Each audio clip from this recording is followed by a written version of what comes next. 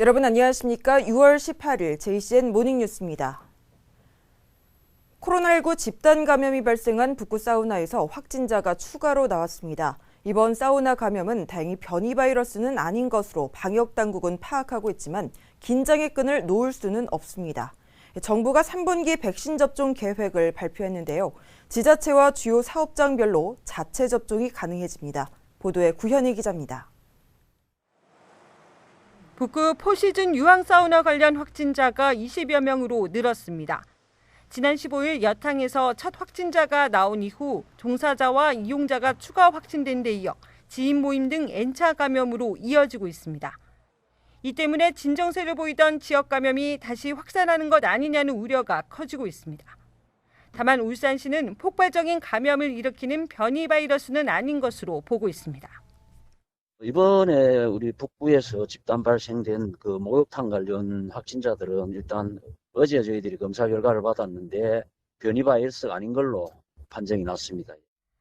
백신 접종이 속도를 내는 가운데 정부가 3분기 백신 접종 계획을 발표했습니다. 전국적으로 1,400만 명이 1차 접종을 마친 가운데 울산은 16일 현재 접종 대상자 기준으로 1차 접종은 85.7%, 2차 접종은 23% 완료됐습니다. 다음 달 19일부터는 어린이집과 유치원, 초중고 교직원과 고3 학생에 대한 백신 접종이 시작되고 이어서 다음 달 26일부터는 50대를 시작으로 만 18세까지 백신 접종이 순차적으로 이뤄집니다.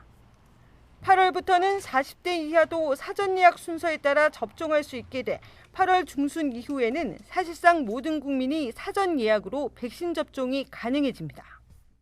또 다음 달 말부터는 지자체별 자율 접종도 가능해져 각 지자체가 접종 대상과 우선순위를 결정할 수 있게 됩니다. 이와 함께 8월 중에는 공장을 24시간 가동해야 하는 사업장별로 자체 접종이 이뤄집니다. 울산에서는 현대중공업이 협력업체 근로자 포함 3만 명을 자체 접종할 계획인 가운데 현대차 울산 공장도 2만 2천 명을 자체 접종할 계획입니다. JCN 뉴스 구현입니다. 농소 지역에서 발생한 사우나발 집단 감염 여파로 북구 지역의 공공기관 운영이 일시 중단됩니다. 북구청은 감염 확산을 막기 위해 오는 22일까지 복지관과 경로당 운영을 일시 중단하고 농소지역 구립도서관 4곳은 축소 운영하기로 결정했습니다. 농소지역 목욕탕 7곳은 어제부터 22일까지 자진 휴업에 들어갔으며 북구청은 휴업 목욕탕에 마스크와 소독약품 등 방역 물품을 지원했습니다. 울산시 교육청이 교육부의 2학기 전면 등교 계획에 앞서 오는 28일부터 전면 등교를 실시하기로 했습니다. 코로나로 인한 수업 결손이 교육 격차를 심화시킬 수 있다는 우려 때문인데요. 최근 지역 사우나발 집단 감염이 다시 발생하면서 안전을 우려하는 목소리도 나오고 있습니다. 이현동 기자의 보도입니다. 올해 3월부터 지금까지 울산 지역 내 학교에서 발생한 코로나19 확진자는 모두 201명. 이 가운데 학생은 182명, 교직원은 19명입니다. 코로나19 장기화가 2년 가까이 이어지면서 수업 결손 등으로 인한 교육 격차가 커지고 있습니다. 이에 따라 울산시 교육청은 교육부의 2학기 전면 등교 시행에 앞서 오는 28일부터 모든 학교에서 전면 등교를 추진합니다. 당초 21일 전면 등교를 고려했으나 어제 북구 사우나발 집단 감염으로 지역 확산의 우려가 제기되고 있는 점을 고려해 방역당국과 협의를 거쳐 28일부터 전면 등교 수업을 하는 것으로 결정했습니다. 조기 전면 등교 방침에 앞서 각급 학교장과 학부모들의 동의도 얻었습니다. 학생 수 1,000명 이상인 학교 17곳 가운데 강동초와 울산 공고를 제외하고 모든 초중고가 전면 등교를 실시합니다. 다만 일반고는 대입 성적 처리 등을 고려해 기말고사 이후 전면 등교를 할 수 있도록 했습니다. 전면 등교 전 학교 시설 전체에 사전 소독을 하고 기존 사례를 분석해 혹시 있을 빈틈을 찾고 해결 방안을 마련하는 등 꼼꼼하고 철저하게 전면 등교를 준비하겠습니다. 문제는 학교 현장과 지역 집단 감염 사례가 여전히 이어지고 있다는 겁니다. 최근 북구의 한 기숙형 고등학교와 중학교에서 학생 5명이 잇따라 감염됐고 사우나발 집단 감염도 이어지고 있습니다. 교육 공백이 커지면서 전면 등교 카드를 꺼내던 울산교육청. 언제 터질지 모르는 코로나19 우려 속에 우리 학생들이 배움의 일상을 회복할 수 있을지 관심이 쏠리고 있습니다. JCN 뉴스 이현동입니다. 지역 거점 코로나19 감염병 전담병원 역할을 해온 울산대학교 병원의 직원 12명이 정부 표창을 받았습니다. 울산시 감염병 대책 단장을 맡아 코로나19 확산 방지에 나섰던 정용기 병원장은 대통령 표창을 받았습니다. 이 밖에도 김정미 간호본부장이 국무총리 표창을, 김진호 시설팀장이 행안부 장관 표창을 받았고 호흡기내과 이태훈 교수 등 9명도 보건복지부 장관 표창을 받았습니다. 국민의힘 서범수 국회의원이 이준석 당대표 비서실장으로 공식 임명됐습니다. 서 의원은 36세 당대표를 중심으로 하는 국민의힘 키워드는 공존이라고 생각한다며 세대를 아우르고 성별이 함께하고 가치가 공유되는 새로운 가치의 정당을 만들겠다고 밝혔습니다. 서 의원은 이어 공정과 상식으로 모두가 함께 사는 대한민국을 만드는데 당대표 비서실장으로서 최선을 다하겠다고 말했습니다. 서석광 울주군 부군수가 명예퇴직을 신청한 것으로 나타났습니다. 정치권에서는 서 부군수가 내년 지방선거에서 울주군수 출마를 염두에 두고 명예퇴직을 신청했다는 분석이 나오고 있습니다. 서 부군수는 국민의힘 쪽에서 당내 경선에 참여할 가능성이 높은 것으로 점쳐지고 있습니다. 울산이 고향인 서 부군수는 지방고시 5회 출신으로 울산시 법무통계 담당관과 문화관광체육국장을 역임했습니다. 이에 따라 국민의힘 울주군수 후보 경선은 서 부군수와 윤시철 전 시의장, 한동영 전 시의원과 이순걸 전 울주군의장 등 4파전이 될 전망입니다.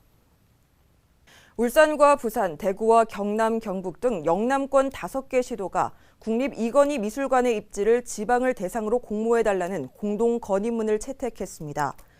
영남권 5개 시도지사로 구성된 영남권 미래발전협의회는 지자체 간 유치경쟁 과열에 따른 부작용을 최소화하고 문화예술 불균형 문제 해소를 위해 이같이 뜻을 모았습니다. 공동 건의문에는 유치 과정을 공정하고 투명하게 추진하고 지방의 문화분권 확대를 위해 지방을 대상으로 공모해달라는 내용이 담겼습니다. 미래발전협의회는 공동 건의문을 문체부에 제출할 계획이며 문체부는 각계의 의견을 수렴해 이달 말쯤 이건희 미술관 건립 추진 계획을 발표할 예정입니다.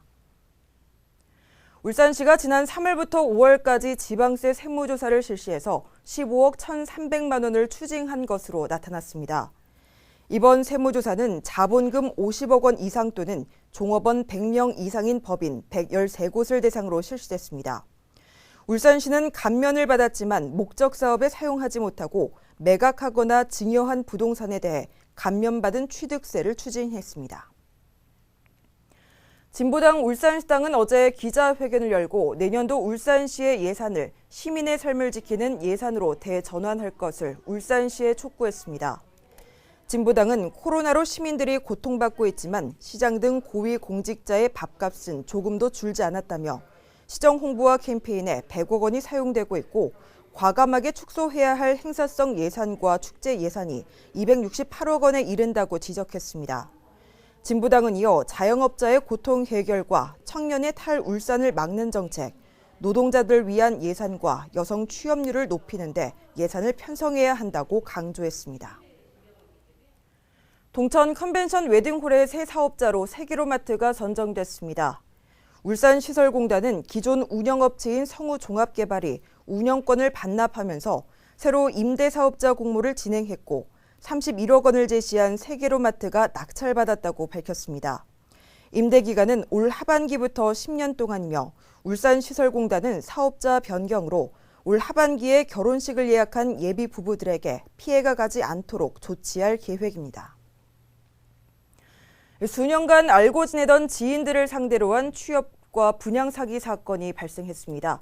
사기법은 공기업의 취업을 알선해주겠다고 하거나 아파트를 절반 가격에 분양받을 수 있게 해주겠다고 속였습니다. 아직도 이런 사기가 통하고 있다는 것이 이해가 되지 않지만 사기는 아는 사람에게 당한다는 말을 되새겨봐야 할 것 같습니다. 보도에 박정필 기자입니다. 남구 무고동에서 실내 골프 연습장을 운영하는 40대 B씨. 지난 2019년 본인과 아들을 모 공기업에 취업시켜주겠다는 말에 속아 수년간 알고 지낸 A씨에게 8천만 원을 사기당했습니다. 또 B씨 지인인 C씨 본인과 D씨 자녀 2명 등 6명도 취업을 시켜준다는 말에 속아 A씨에게 1억 7,500만 원을 전달했습니다. 취업 사기 피해액만 2억 5,500만 원. 피해자들은 A씨가 모 공기업의 납품업체와 하청업체 2곳을 운영하고 있어 부사장을 잘 알고 있다는 말에 속은 겁니다. 게다가 모 공기업과의 하도급 계약서까지 보여주자 믿을 수밖에 없었다는 것입니다. 10일 이제 잠적을 해버렸어요. 그래서 지금 전화도 계속 하고 했지만 결국 아무런 연락도 없고 어떤 상황에 대한 부분 설명도 없고 해서 이렇게 고소를 하게 됐습니다. A씨의 사기 행각은 이뿐만이 아니었습니다. 지난해에는 아파트 분양 사기까지 서슴지 않았습니다. 구라지역 공공임대 아파트 공사 시행 전 이주 동의서를 받는 업체에 아파트가 준공되면 보상 명목으로 10채가 주어지는데 이 아파트를 싸게 분양받게 해주겠다고 속였습니다.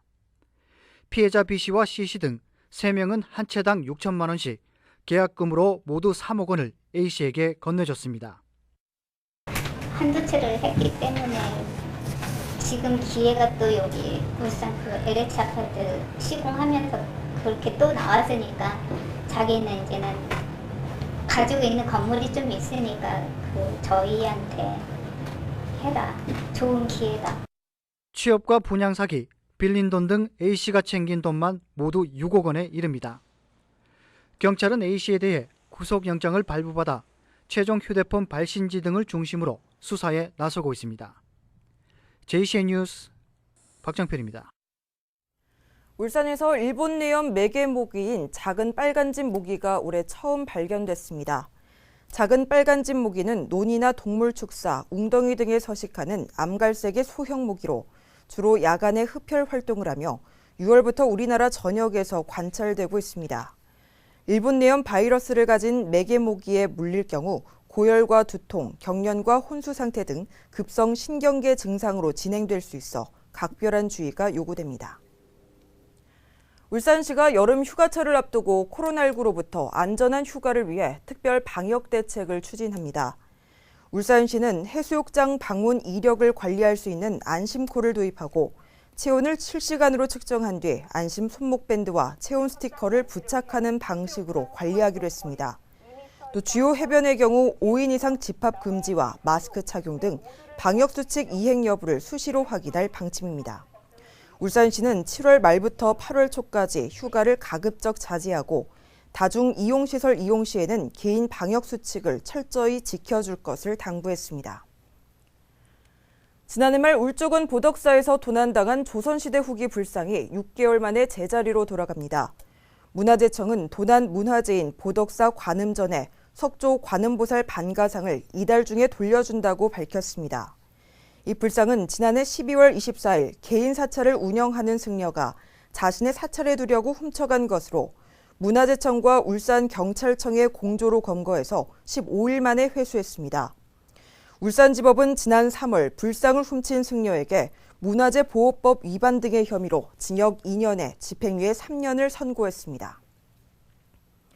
울산시가 올해 공무원 우수 제안 6건을 선정했습니다. 남부소방서 김태희 소방위에 초고층 건축물 화재 시 원활한 소방용수 공급을 위해 피난층 내에 비상 소방 호수함을 설치하는 제안이 금상을 차지했습니다. 또 상수도 사업본부 권상우 주무관의 가압장 물탱크에 잉여 압력을 이용하는 제안이 은상을, 울산시 이나은 주무관의 울산 도시경관정보 포털 서비스 개발이 동상을 수상했습니다.